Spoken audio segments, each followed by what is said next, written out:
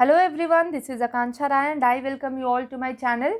So in this video, we are going to start our chapter Metals and Non-Metals, which is chapter 3rd of your chemistry textbook.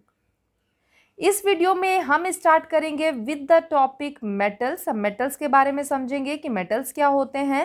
Then will move to non metals. अब यहाँ पर हम समझ लेंगे कि non metals क्या होते हैं एंड फाइनली हम कवर करेंगे पार्ट फिजिकल प्रॉपर्टीज का, जो कवर करेगा both metals as well as non metals. Means कि हम लोग नॉन मेटल्स और एंड मेटल्स दोनों की फिजिकल प्रॉपर्टीज का पार्ट इस वीडियो में कंप्लीट कर लेंगे।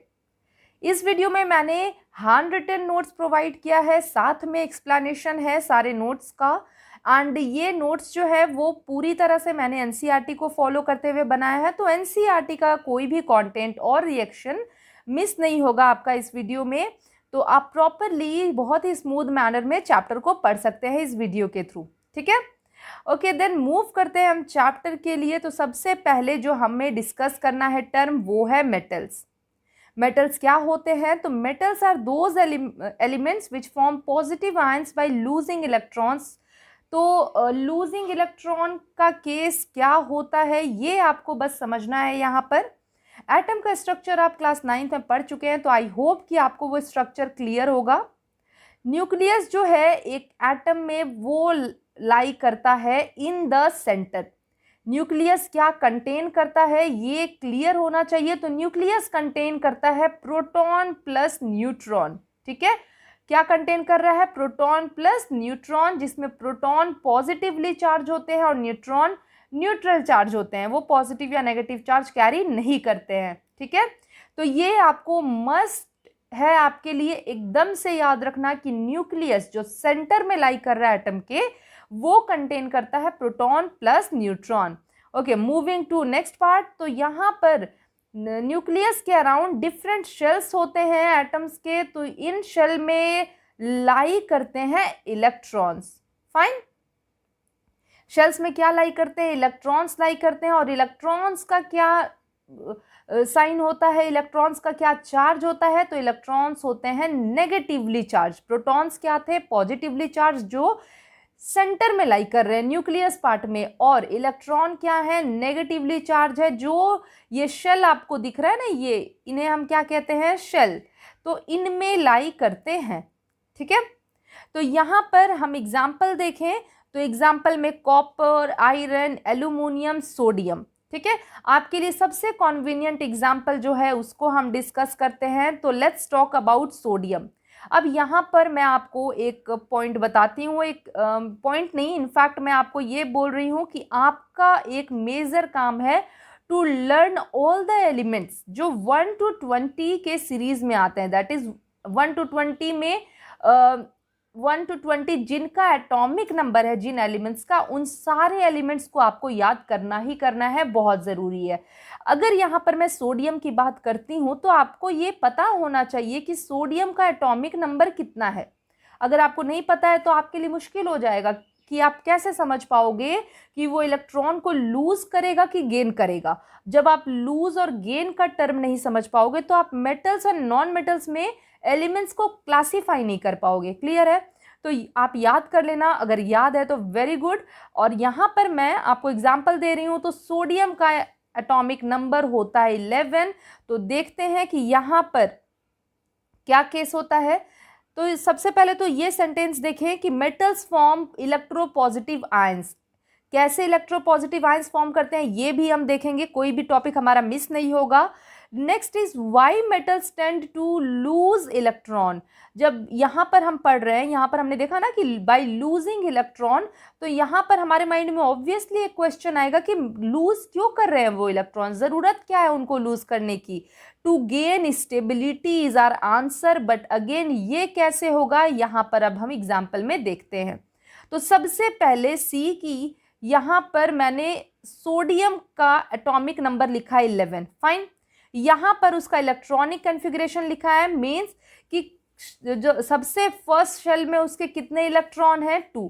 यहाँ पर nucleus, you have to assume यहाँ पर न्यूक्लियस होगा, ऑब्वियसली यहाँ पर बनाना ही चाहिए। तो न्यूक्लियस हो गया अंदर, बाहर के शेल में 2 इलेक्ट्रॉन। देन कितने इलेक्ट्रॉन होंगे? 8, 1 2 3 4 5 6 7 and 8 electron. And third shell में कितने हैं? 1, क्योंकि हमें 11 इलेक्ट्रॉन्स को पुट करना है एटम्स में।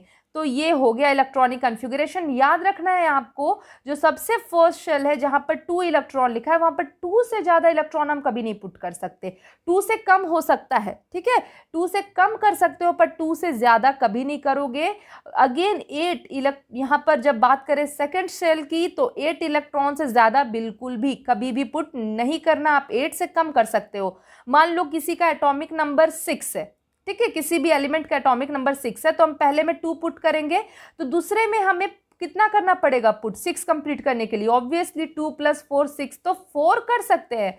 पर अगर किसी का एटॉमिक नंबर लेट्स से 11 है, 11 यहीं पर सोडियम की ही बात करें, तो ऐसा नहीं कर सकते कि हम 2 के बाद हमने 9 कर दिया, नो, नेवर एवर, ठीक है। तो 8 ही करना है हमें। और लास्ट शेल में कितना हो गया? 2 + 8 10 और 8 + 1 11, तो हमने लास्ट में 1 पुट कर दिया। फाइन, ये हो गया इलेक्ट्रॉनिक कॉन्फ़िगरेशन, या फिर हम इसको इलेक्ट्रॉनिक अरेंजमेंट भी बोलते हैं, मीन्स इलेक्ट्रॉन का अरेंजमेंट।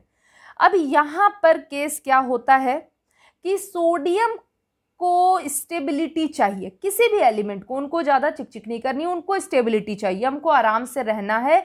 तो आराम से रहने के लिए जब यहाँ पर एक इलेक्ट्रॉन है ना, तो ये क्या चाहेंगे कि मेरा जो भी एक स्टेबल कॉन्फ़िगरेशन है, स्टेबल अरेंजमेंट है, उसको हम अचीव कर ले। फाइन, तो उसको अचीव करने के लिए या तो वो 7 इलेक्ट्रॉन लेंगे अपने आउटर शेल में, ठीक है, लास्ट वाले में कितने इलेक्ट्रॉन है? 1, तो या तो वो 7 इलेक्ट्रॉन लेंगे सो दैट उनका 8 इलेक्ट्रॉन हो जाए, और 8 हो जाए तो उनकी स्टेबिलिटी आ जाए, या तो वो 1 इलेक्ट्रॉन बाहर दे देंगे, जाओ हटो, सो दैट अब कितने बचे? काउंट करें तो 1 2 3 4 5 6 7 8 9 10, 1 2 3 4 5 6 7 8, 8 हो गए यहाँ पर। फाइन, तो ये भी इनका स्टेबल केस होगा। तो इनकी टेंडेंसी क्या होगी कि या तो स्टेबिलिटी के लिए हम 7 ले ले, या तो हम स्टेबल होने के लिए 1 दे दे। अब सिंपल सी बात आप मुझे बताओ कि 7 लेना ज़्यादा इजी होगा कि 1 देना ज़्यादा इजी होगा? ऑब्वियसली ज़्यादा कम एनर्जी कहाँ पर यूज़ होगी? यहाँ पर, इन दिस। क्यों एनर्जी वेस्ट करना चाहेगा? आप ही को कोई बोलेगा कि एनर्जी ज़्यादा वेस्ट होगी ये काम करना, और यहाँ पर कम एनर्जी वेस्ट होगी ऐसे काम करोगे, तो obviously you will go for that thing जहाँ पर आपकी एनर्जी कम यूज़ हो। तो वैसे ही यहाँ पर सोडियम के लिए आसान है 1 इलेक्ट्रॉन को बाहर दे देना, जाओ भागो। तो यहाँ पर वो क्या करेगा? 1 इलेक्ट्रॉन को बाहर निकाल देगा और स्टेबल हो जाएगा। समझ में आई बात? नेक्स्ट एग्जाम्पल मैं आपको यहीं पर बता दूं, तो let's take example of next element जो है मैग्नीशियम। मैग्नीशियम का, अब फिर से आपको मैं बोल रही हूँ, आपको एटॉमिक नंबर याद होना चाहिए। मैग्नीशियम का एटॉमिक नंबर होता है 12। इसका इलेक्ट्रॉनिक कॉन्फ़िगरेशन लिखे तो इट विल बी 2 8, 2 और 8 कितने हो गए? 10, और लास्ट वाले में फिर कितने हो जाएंगे? 2 हो जाएंगे। यहाँ पर तो हम 10 बना नहीं सकते, मैंने आपको बता दिया, स्ट्रिक्टली प्रोहिबिटेड है। तो ये हो गया इलेक्ट्रॉनिक कॉन्फ़िगरेशन। अब जब मैग्नीशियम की अगेन टेंडेंसी क्या होगी कि मुझे स्टेबिलिटी चाहिए, कोई मतलब नहीं मुझे क्या रिएक्टिविटी क्या रिएक्शन कुछ नहीं, मुझे स्टेबिलिटी चाहिए। तो उस स्टेबिलिटी को एक्वायर करने के लिए या तो वो 2 बाहर निकाल देगा सो दैट ये वाला अरेंजमेंट उसके पास रह जाए। अब ये अरेंजमेंट रह जाएगा तो 8 होने से आउटर मोस्ट में वो स्टेबिलिटी पा जाएगा, ठीक है। या फिर वो क्या करे, 6 ले आए, या तो 2 को बाहर भेजे, भागो, या तो 6 को बोले आ जाओ। तो यहाँ पर अगेन टेल मी कि किस में कम एनर्जी यूज होगी? ऑब्वियसली 2 को निकालने में कम एनर्जी यूज होगी, तो वो क्या करेगा? 2 इलेक्ट्रॉन को लूज कर देगा, निकाल देगा, ठीक है। तो यहाँ पर जो हमने पढ़ा ना सेंटेंस सी कि which forms positive ions by losing electron, now question इसके पॉजिटिव आयंस कैसे फॉर्म करते हैं। तो यहाँ पर देख लो, इलेक्ट्रॉन को निकाल रहे हैं, हम सोडियम की बात करें या फिर हम मैग्नीशियम की बात करें, यहाँ पर ये निकाल क्या रहे हैं? निकाल रहे हैं इलेक्ट्रॉन। इलेक्ट्रॉन क्या है? नेगेटिव चार्ज है। अब ये आपको याद रखना, और आपने पढ़ा भी है, क्लास 9th में पढ़ा भी है कि किसी भी एटम में इलेक्ट्रॉन का जो नंबर होता है वो प्रोटॉन के नंबर के जितना ही होता है, मतलब दोनों सेम होते हैं। अगर बात करें हम सोडियम की, तो इलेक्ट्रॉन हमने कितना देखा, एटॉमिक नंबर क्या था, 11। तो इलेक्ट्रॉन और प्रोटॉन का जो नंबर है वो सेम होगा। ठीक, अब सोडियम ने क्या किया, स्टेबिलिटी के लिए एक इलेक्ट्रॉन जो है ना वो -1 कर दिया, हमने देखा ना अभी। तो यहां पर इलेक्ट्रॉन कितने हो गए सोडियम के, 10। जबकि हम प्रोटॉन की बात करें तो प्रोटॉन जो है, ये प्रोटॉन है, ठीक है, ये इलेक्ट्रॉन है, तो प्रोटॉन इज स्टिल 11, जबकि इलेक्ट्रॉन क्या हो गए, 10 हो गए। तो अब ये बताओ कि उस पर्टिकुलर एटम में कौन सा चार्ज जो है वो बढ़ गया, चार्ज कौन सा बढ़ गया, प्रोटॉन का बढ़ गया। प्रोटॉन इज पॉजिटिवली चार्ज, इसीलिए हम कहते हैं कि कोई भी एलिमेंट जब इलेक्ट्रॉन लूज कर रहा है तो वो क्या बनाएगा, पॉजिटिव चार्ज लेगा, पॉजिटिव आयन बनाएगा। आप मैग्नीशियम की ही बात कर लो, मैग्नीशियम में क्या हुआ, हमने 2 इलेक्ट्रॉन निकाल दिया, मैग्नीशियम ने 2 इलेक्ट्रॉन निकाल दिया। तो यहां पर पहले कितना था, 12 दैट इज इलेक्ट्रॉन 12 थे, प्रोटॉन 12 थे, लेकिन इसने क्या कर दिया, -2 कर दिया, 2 इलेक्ट्रॉन निकाल दिए। तो अब इसके पास इलेक्ट्रॉन कितने हो गए, 10, और प्रोटॉन कितना हो गया, 12। तो अब इसमें कौन सा चार्ज ज्यादा हो गया, तो +2 प्रोटॉन ज्यादा हो गए इलेक्ट्रॉन के कंपैरिजन में। तो अब सेंटेंस की बात करें तो आप खुद देखो, समझ में आ जाएगा। सेंटेंस में दोबारा से पढ़ रही हूं, those elements which form positive ions by losing electron. समझ में आई स्टोरी कि इलेक्ट्रॉन कम हो रहा है तो प्रोटॉन ऑटोमेटिकली बढ़ जा रहा है, प्रोटॉन का चार्ज क्या है, पॉजिटिव चार्ज। और यहां पर ये भी बहुत ज्यादा इंपॉर्टेंट है एमसीक्यू के लिए, आपके लिए, कि मेटल्स क्या फॉर्म करते हैं, इलेक्ट्रोपॉजिटिव या इलेक्ट्रोनेगेटिव।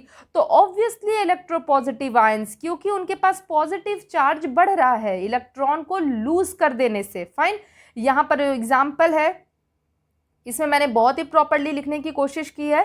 तो यहां पर लिखा है मैंने, Na will tend to lose the electron of the last shell to gain stability. Fine, this will result in loss of 1 electron, ये वाले इलेक्ट्रॉन का लॉस होगा। So now sodium will have 10 electron but 11 proton. So sodium will acquire 1 positive charge. Interesting है ना, बहुत ज़्यादा interesting है, but समझने की बात है। Okay, it is bit lighter I guess, but यहाँ पर मैं आपको बता देती हूँ रीड करके क्या है। नोबल मेटल्स, नोबल मेटल क्या होते हैं, are those metals which are resistant to corrosion or oxidation unlike most metals। मतलब इनको corrosion से कोई प्रॉब्लम नहीं होती है, या फिर ये ऑक्सीडाइज भी जल्दी नहीं होते हैं, प्रिवेंट करते हैं, रेसिस्टेंट होते हैं, बेसिकली रेसिस्ट करते हैं, अलाउ नहीं करते कि corrosion हो या फिर ऑक्सीडेशन हो। तो वैसे मेटल्स को हम कह रहे हैं नोबल मेटल्स, और एग्जाम्पल है gold, platinum, rhodium. Fine, okay, moving to next page. तो यहां पर केस आ गया नॉन मेटल्स का। सी, मेटल्स का जो केस था उसका जस्ट ऑपोजिट केस अपने को नॉन मेटल में याद रखना है। तो वहां पर तो हमने सोडियम मैग्नीशियम का एग्जाम्पल पढ़ा, या एल्युमिनियम में अगर किसी भी एलिमेंट के आउटर शेल में 1, 2 या 3, दैट इज 1, 2, 3, इनमें से कोई किसी नंबर का इलेक्ट्रॉन प्रेजेंट होगा तो वो लूज करना चाहेंगे इलेक्ट्रॉन को। तो ये किस कैटेगरी में आ जाएंगे, ये मेटल्स की कैटेगरी में आ जाएंगे। हमने 1 और 2 का एग्जाम्पल पढ़ लिया, आप 3 का एग्जाम्पल खुद समझना, एल्यूमिनियम मैं आपको बता दे रही हूं। यहां पर हम बात कर रहे हैं नॉन मेटल्स की, जिनके आउटर मोस्ट शेल में 4, 5, 6, 7 इलेक्ट्रॉन होते हैं, वो आते हैं in the category of non metals. कैसे, तो let's see example of fluorine. Fluorine यहाँ पर दिया हुआ है। फ्लोरीन के एटॉमिक नंबर की बात करें तो फ्लोरीन का जो एटॉमिक नंबर होता है वो होता है 9, ठीक है। फ्लोरीन का एटॉमिक नंबर जो होता है वो होता है 7। इसके आउटर मोस्ट सेल में 7, ओके गलती बोला मैंने, तो फिर से क्लियर कर दे रही हूँ। फ्लोरीन का जो एटॉमिक नंबर होता है वो 9 होता है, और आउटर मोस्ट शेल में इसके 7 इलेक्ट्रॉन लाई करते हैं। फाइन, तो अब ये मुझे आप बताओ कि फ्लोरीन को स्टेबिलिटी पाने के लिए क्या करना होगा। तो वो ऑब्वियसली चाहेगा कि या तो हम क्या करें, 1 इलेक्ट्रॉन ले ले सो दैट हम 8 अचीव कर ले, ठीक है, या तो हम 7 इलेक्ट्रॉन को बाहर जाने दे, जैसे हमने मेटल के केस में देखा। अब मुझे बताओ आप कि एक लेना ज़्यादा इजी है या फिर 7 देना ज़्यादा इजी है। अब यहाँ पर जो इजीनेस की बात कर रही हूँ मैं, वो एनर्जी के टर्म में कर रही हूँ कि ज़्यादा एनर्जी किस में लगेगी, 7 देने में लगेगी ज़्यादा एनर्जी कि एक लेने में लगेगी ज़्यादा एनर्जी। तो आप ऑब्वियसली बोलोगे कि मैम 7 बाहर निकालने में ज़्यादा एनर्जी लगेगी क्योंकि ज़्यादा इलेक्ट्रॉन्स हैं। तो यहाँ पर क्या करेगा फ्लोरीन, एक लेना चाहेगा, उसकी टेंडेंसी क्या होगी, एक आ जाओ, 7 देने में बहुत मुश्किल है, बड़ी प्रॉब्लम है, तो वो बोलेगा एक इलेक्ट्रॉन भाई आ जाओ। अब यहाँ पर जैसे ही एक इलेक्ट्रॉन उसने लिया तो इलेक्ट्रॉनिक कन्फिग्रेशन क्या हो जाएगा, 2 and 8। तो यहाँ पर उस गेन हुआ इलेक्ट्रॉन का, गेन हुआ ना यहाँ पर इलेक्ट्रॉन का। तो let's go for the definition, those element which form negative ions bye gaining electrons. तो यहाँ गेनिंग इलेक्ट्रॉन पे आप फोकस करो, इस टर्म को अब हम देखते हैं क्या है। अब ये बताओ कि पहले एज इन फ्लोरीन का जो एटॉमिक नंबर है 9, तो कितने इलेक्ट्रॉन होंगे, 9, प्रोटॉन कितने होंगे, 9। अब फ्लोरीन ने क्या किया, उसने एक इलेक्ट्रॉन ले लिया। फ्लोरीन ने क्या किया, एक इलेक्ट्रॉन लिया ना स्टेबिलिटी पाने के लिए, पर प्रोटॉन कितने हैं, अभी भी 9 है। प्रोटॉन तो कुछ लेना देना कर नहीं रहा, तो यहाँ पर एक नेगेटिव चार्ज बढ़ गया कि नहीं बढ़ गया, है ना। और पॉजिटिव चार्ज 9 है पर नेगेटिव चार्ज हो गए 10। तो कौन सा चार्ज एक्वायर करेंगे, नॉन मेटल या जो भी एलिमेंट्स हैं जो ये प्रॉपर्टी शो कर रहे हैं वो एक्वायर कर लेंगे। कौन सा चार्ज, नेगेटिव चार्ज। तो नेगेटिव आयंस बन जाएंगे। बहुत ही सिंपल है समझना, बहुत आसान है। तो जो भी एलिमेंट्स जो हैं वो इलेक्ट्रॉन गेन करते हैं, फाइन, गेन कर रहे हैं, लेकिन बन क्या रहे हैं, नेगेटिव बन रहे हैं। यहाँ ये नहीं सोचना है गेन कर रहे हो तो पॉजिटिव बन रहे हैं, नहीं नहीं नहीं नहीं, गेन कर रहे हैं मतलब कि नेगेटिव आयंस फॉर्म कर रहे हैं वो। क्लियर है ये चीज, ठीक है, ओके। तो जो मेटल और नॉन मेटल में मेन डिफरेंस है कि मेटल्स में क्या कर रहे हैं, वो इलेक्ट्रॉन को बाहर निकाल रहे हैं। इलेक्ट्रॉन क्या होता है, नेगेटिव चार्ज होता है, नेगेटिविटी होती है उसमें। नेगेटिविटी का मीनिंग आप जानते हो ना, अच्छी चीजें नहीं, खराब चीजें।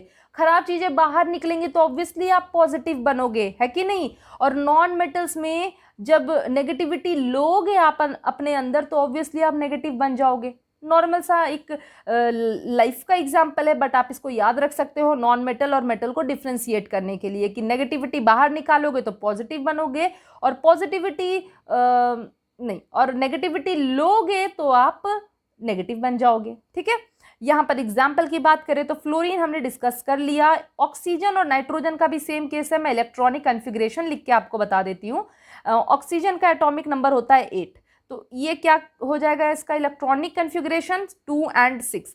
तो ये क्या चाहेगा, या तो 6 दे दे या तो 2 ले ले, ठीक है। मतलब बेसिकली ये तो चाह रहा है कि हमको स्टेबिलिटी चाहिए, तो यहाँ पर इसके लिए आसान होगा 2 ले लेना, दैट इज +2। +2 क्या, माइनस चार्ज, +2 तो हो रहा है पर 2 माइनस चार्ज बढ़ रहे हैं, तो ये तो खुशी खुशी हो गया, क्या हो गया, 2 और 8 दैट इज 10। इलेक्ट्रॉन तो हमने कर दिया 10, but proton is still, proton क्या है, प्रोटॉन स्टिल 8 ही है। इसके कारण O2 माइनस लिखते हैं हम हमेशा, आप देखते भी होंगे O2 minus, F minus. In fact nitrogen की बात करें तो उसकी वैलेंसी हो जाती है 2 and 5 हो जाती है वैलेंसी। बेसिकली एटॉमिक नंबर होता है नाइट्रोजन का 7, तो इलेक्ट्रॉनिक कन्फिग्रेशन 2 and 5, तो ये 3 लेगा, दैट इज -3, +3 हो रहा है लेकिन -3 चार्ज एक्वायर कर रहा है, तो N3 माइनस। समझ में आ गई चीज, okay. Moving to next line देखते हैं हम, non metals form electronegative ions. अब तो ये कोई ऐसी चीज़ नहीं है जो आप नहीं समझे हो, ऑब्वियसली वो इलेक्ट्रॉन ले रहे हैं तो नेगेटिव ही बनेंगे ना, okay. Why non metal tend to gain electron, वहां पर लूज इलेक्ट्रॉन था स्टेबिलिटी के लिए, यहाँ पर गेन इलेक्ट्रॉन है। मेन तो फंडा जो है वो स्टेबिलिटी गेन करने का ही है। इनको कोई शौक नहीं कि इलेक्ट्रॉन भेजे, प्रोटॉन ले, ये वो कुछ नहीं कुछ नहीं। इनका मेन जो टारगेट है वो है सिर्फ स्टेबिलिटी गेन करने का। यहाँ पर मैंने सेंटेंस फॉर्म में आपको एग्जाम्पल लिखा हुआ है क्लोरीन का कि एटॉमिक नंबर होता है 9, इलेक्ट्रॉनिक कन्फिग्रेशन होता है 2 7। इसकी टेंडेंसी होती है कि एक इलेक्ट्रॉन लेके 2 8 बन जाए। इलेक्ट्रॉन हो गया 10 और प्रोटॉन रह गया 9, तो it will acquire a negative charge, fine, okay, moving to next page. तो यहाँ पर हम स्टार्ट कर रहे हैं with the topic that is differences between metals and non metals. तो यहाँ पर मैंने किस सीक्वेंस में लिखा है चीज़ों को आप वो समझ लो। पहले तो मैंने प्रॉपर्टी लिखी है, डिफरेंट प्रॉपर्टी, जैसे आपको यहाँ पर दो दिख रहे हैं, एक फिजिकल स्टेट हो गया, दूसरा लस्टर हो गया, और उसके बाद मैंने उसके with in metals and non metals दोनों के बारे में लिखा है। तो प्रॉपर्टी मैंने हेडिंग बनाई हुई है कि आपको एकदम से क्लियर रहे कि ये प्रॉपर्टी होती है। तो सबसे पहले फिजिकल स्टेट की बात करें कि किस फिजिकल स्टेट में मेटल्स या नॉन मेटल्स लाई करते हैं। अब यहाँ पर अगेन सबसे इंपॉर्टेंट है to go for exceptions. Chemistry is all about exceptions, ठीक है। आप कभी भी पढ़ोगे, आगे भी कंटिन्यू करोगे केमिस्ट्री पढ़ना, तो जितना आप पढ़ रहे हो सीक्वेंस में वो तो ठीक है, but everywhere you will get exception. अच्छा, 4 सॉलिड स्टेट में रह रहे हैं तो एक लिक्विड स्टेट में रह रहा है उनमें से, अभी क्यों रह रहा है उसकी मर्जी, लेकिन पढ़ना तो पड़ेगा हमें, हम तो नहीं छोड़ सकते, उसकी मर्जी है, लेकिन हमें मजबूरी में पढ़ना है। तो यहाँ पर फिजिकल स्टेट में सबसे पहले मेटल की बात करें तो मेटल जो है वो एग्जिस्ट करते हैं सॉलिड स्टेट में। मेटल जनरली किस में एग्जिस्ट करते हैं? सॉलिड स्टेट में। बट जो मर्क्यूरी है वो एट रूम टेम्परेचर, यहाँ पर you have to complete the sentence, थोड़ा सा मिसिंग है। Mercury is liquid, just at this 2 words, ठीक है। Mercury is liquid at room temperature. Generally क्या है, हमने पढ़ा मेटल्स जो है वो सॉलिड स्टेट में एग्जिस्ट कर रहे हैं, बट मर्क्यूरी एक मेटल है, स्टिल वो किस में एग्जिस्ट कर रहा है? वो एग्जिस्ट करता है लिक्विड फॉर्म में eight room temperature. Fine, next हो गया गैलियम और थर्ड है सीजियम। तो ये सारे एग्जाम्पल जो आपके एनसीईआरटी में दिए हुए हैं, इसलिए मैंने पुट भी किए और आपको ये याद भी रखना है। Fine, okay, moving to next which is non metal. तो non metal exist in solid, liquid और गैसियस फॉर्म।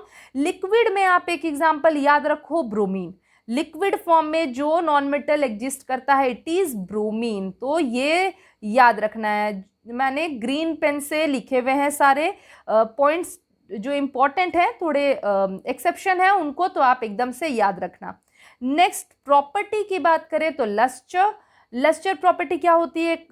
लस्टरस शो करना, शाइनिंग शो करना। फाइन, तो यहाँ पर मेटल्स आर शाइनी। मेटल की बात करें तो metals are shiny, it is due to this property of metals that they are lustrous. Fine, exception में मैग्नीशियम और कॉपर, बट आपको बहुत ज़्यादा परेशान नहीं होना है इसके एक्सेप्शन के लिए। आप याद रखो कि मेटल्स जो है वो लस्टरस प्रॉपर्टी शो करते हैं, ठीक है।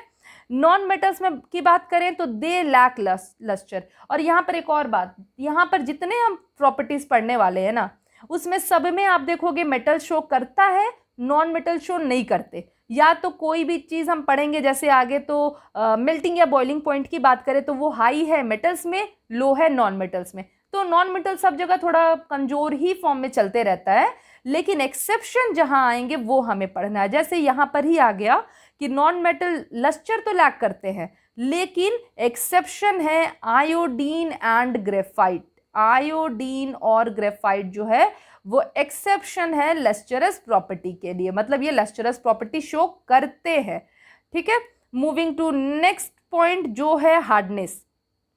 मेटल की बात करें are very strong and hard. Metals जो है वो बहुत स्ट्रॉन्ग और हार्ड होते हैं, लेकिन एक्सेप्शन है सोडियम एंड पोटेशियम, जो आपको याद रखना है कि इनको हम नाइफ से भी कट कर सकते हैं, सॉफ्ट होते हैं, स्ट्रॉन्ग एंड हार्ड नहीं होते हैं। नॉन मेटल्स की बात करें तो ये सॉफ्ट होते हैं, बट एक्सेप्शन है यहाँ पर डायमंड। डायमंड आपको एकदम से स्ट्रिक्टली याद रखना है कि बहुत ज़्यादा हार्ड होता है ये, ठीक है, हार्डेस्ट सब्सटेंस है डायमंड। तो यहाँ पर भी एक्सेप्शन आ गया। मूविंग टू नेक्स्ट पेज, तो नेक्स्ट प्रॉपर्टी है मेलिएबल। मेटल्स जो होते हैं वो मेलिएबल होते हैं नेचर में, that is they can be beaten into thin sheets. ये एक तरह से मेलिएबल का मीनिंग होता है, मेलिएबल टर्म का, कि हम मेटल्स को बीट कर सकते हैं, थिन शीट बना सकते हैं उसका। Example aluminium, gold and silver can be beaten into thin sheets. ये एग्जाम्पल है, यहाँ पर एक्सेप्शन की बात अभी नहीं है। नॉन मेटल की बात करें तो non metals are brittle and break into pieces when beaten. तो नॉन मेटल मेलिएबल नहीं होते। अभी कोई एलिमेंट हमने लिया है और उसको हम बीट करते हैं तो वो थिन शीट में अगर चेंज हो जाए तो वो क्या होंगे? मेटल। और अगर उनको हम बीट करें और वो छोटे छोटे छोटे पीसेस में ब्रेक हो जाए, जैसे चौक की बात करें तो उसको आप बीट करोगे तो कैसे वो एकदम टुकड़े में टूट जाते हैं, तो वैसे ही अगर कोई एलिमेंट टूट जा रहा है पीसेस में तो वो हो जाएगा non metal. Example sulphur phosphorus, although सारे नॉन मेटल्स शो करते हैं, एग्जाम्पल आपको याद रखना है जो दिए हुए हैं। Moving to next, ductility. Ductility क्या होता है, इसमें हम किसी भी एलिमेंट को, जो भी है मेटल हो नॉन मेटल हो, उनको हम थिन वायर के फॉर्म में चेंज कर सकते हैं। ठीक, तो ये प्रॉपर्टी मेटल्स शो करते हैं पर नॉन मेटल्स नहीं शो करते हैं। तो मेटल शो करते हैं, और मोस्ट डक्टाइल मेटल जो है आपको याद रखना है, मोस्ट डक्टाइल मेटल आपको याद रखना है, इट इज गोल्ड। क्लियर है, क्योंकि ये मोस्ट वाले या लीस्ट वाले क्वेश्चन बहुत फ्रीक्वेंटली पुट किए जाते हैं। तो मोस्ट डक्टाइल मेटल हो गया गोल्ड, एंड कॉपर और एल्युमिनियम भी बहुत ज्यादा डक्टाइल होते हैं, इसलिए इनको यूज किया जाता है एज इलेक्ट्रिक वायर। ठीक है, okay, non metals are not ductile, ये हो गया clear.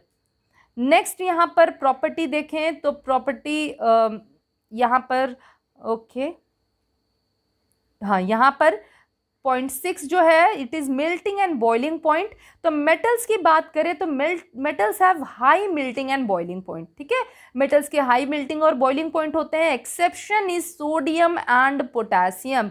Sodium and potassium again क्या है, एक्सेप्शन है for melting and boiling point in metals. यहां पर नॉन मेटल की बात करें तो they have low melting and boiling point. Exception again here is diamond. तो आप देखो ज्यादातर एक्सेप्शन में तो हम सोडियम पोटेशियम और डायमंड को ही ला रहे हैं। Clear, okay. Next is sonority. तो सोनरस प्रॉपर्टी जो है इसका मीनिंग क्या होता है, यहाँ पर लिखा भी है मैंने, this property means capable of producing sound. आप उसको बिट करोगे तो वो साउंड प्रोड्यूस करेगा। फाइन, तो मेटल्स सोनरस होते हैं, नॉन मेटल सोनरस नहीं होते। मैंने आपको बताया ना, सब हाँ होते हैं मेटल वाले केस में, और जो प्रॉपर्टी हम पढ़ रहे हैं वो ना किस केस में हो रहा है, नॉन मेटल वाले केस में। अब यहाँ पर देखें डेंसिटी को, तो metals have high density, again metal की हाई डेंसिटी हो गई। Non metal have low density, exception आप याद कर लेना मेटल्स में सोडियम एंड पोटेशियम। ठीक है, okay. Moving to next, electricity conduction, that is conduction of electricity, जो भी आप बोलो। तो metals again are good conductor of electricity. Metals क्या होते हैं, good conductor. In fact silver metal is the best conductor of electricity. Clear है, silver metal best conductor of electricity होता है। ऑल्दो हम इसको वायर्स में नहीं यूज करते हैं, क्यों, क्योंकि सिल्वर की इकोनॉमिक वैल्यू पता है आपको कि सिल्वर इज कॉस्टली, अच्छा रेट होता है सिल्वर का। तो अगर हम इलेक्ट्रिसिटी में यूज़ करें, इलेक्ट्रिक वायर्स में यूज़ करें, तो फिर तो मुश्किल हो जाएगी, लोग ऐसे ही गायब करना शुरू कर देंगे, है कि नहीं। तो इसके लिए सिल्वर नहीं यूज़ होता है, बट सिल्वर जो है वो बेस्ट कंडक्टर होता है इलेक्ट्रिसिटी का। नेक्स्ट जो है वो नॉन मेटल के केस की बात करें तो non metals do not conduct electricity. Exception यहाँ पर है ग्रेफाइट। ग्रेफाइट जो है क्या, इलेक्ट्रॉफ है कार्बन का, ये कंडक्ट करता है इलेक्ट्रिसिटी को, नहीं तो non metals do not conduct electricity, ये एक्सेप्शन है। Okay, moving to next point which is conductor of heat. तो metals again are good conductor of heat, whereas non metals are not good conductor of heat, that is they are poor conductor of heat and they do not conduct heat. जो भी sentence सारे एक ही हैं, एक ही form के हैं। तो यहां पर ये पार्ट कंप्लीट हो गया। Differences between metals and non metals, physical property के सेंस में हम बात करें तो सारे पॉइंट्स हमने पढ़ ली ऑलमोस्ट। जो एक्सेप्शन है, दैट इज एक्सेप्शन की बात करें तो कुछ हमने एलिमेंट्स को एक्सेप्शन में देखा, जैसे सोडियम पोटेशियम डायमंड ग्रेफाइट, ये सारे मेजरली यूज हुए डिफरेंसेस में। कुछ पॉइंट्स थे फिजिकल स्टेट में जहां पर कुछ डिफरेंट थे हमारे एग्जाम्पल, जैसे हमने पढ़ा फिजिकल स्टेट वाले केस में, तो ये इंपॉर्टेंट है, मैं आपको बता भी रही हूँ इंपॉर्टेंट है ये, इनको इन एग्जाम्पल्स को और इसको आप बिल्कुल से याद कर लेना। नेक्स्ट यहाँ पर बहुत ज़्यादा इंपॉर्टेंट नहीं है, बट ये पॉइंट इंपॉर्टेंट है, दिस वन। ठीक है, तो और इसके बाद मैंने बहुत ज़्यादा एग्जाम्पल लिखा भी नहीं, जहाँ पर एक्सेप्शंस दिए थे बुक में उनको मैंने नोट डाउन किया हुआ है। तो यहाँ पर अगर आपको प्रॉब्लम हो कहीं भी तो just let me know in the comment section. Next part में will move to the next phase जो है इस चैप्टर का, नेक्स्ट पार्ट जो है बेसिकली इस चैप्टर का, जो है केमिकल प्रॉपर्टीज ऑफ मेटल्स। ठीक है, बहुत ही अच्छा चैप्टर है और बिल्कुल भी कॉम्प्लिकेशन नहीं है इस चैप्टर में, मतलब चीज़ें बहुत ज़्यादा कॉम्प्लिकेटेड नहीं है, ये अच्छी बात है आपके लिए। और आपको ये भी पता है कि इस चैप्टर का हाफ पार्ट तो ऐसे ही डिडक्ट हो चुका है इस बार के सिलेबस से, तो वो पार्ट एक था, मेजर था, उस पार्ट को अगर हम बोलें तो that was a major part to understand, to study, to read, to learn. But अभी जितने पार्ट आपके इस चैप्टर में बचे हैं ना, वो बहुत ही अच्छे भी हैं और आपको बहुत प्रॉपरली याद भी हो जाएंगे। फाइन, तो just keep watching my videos and कहीं प्रॉब्लम हो तो let me know, and just stay safe, take care and bye bye everyone.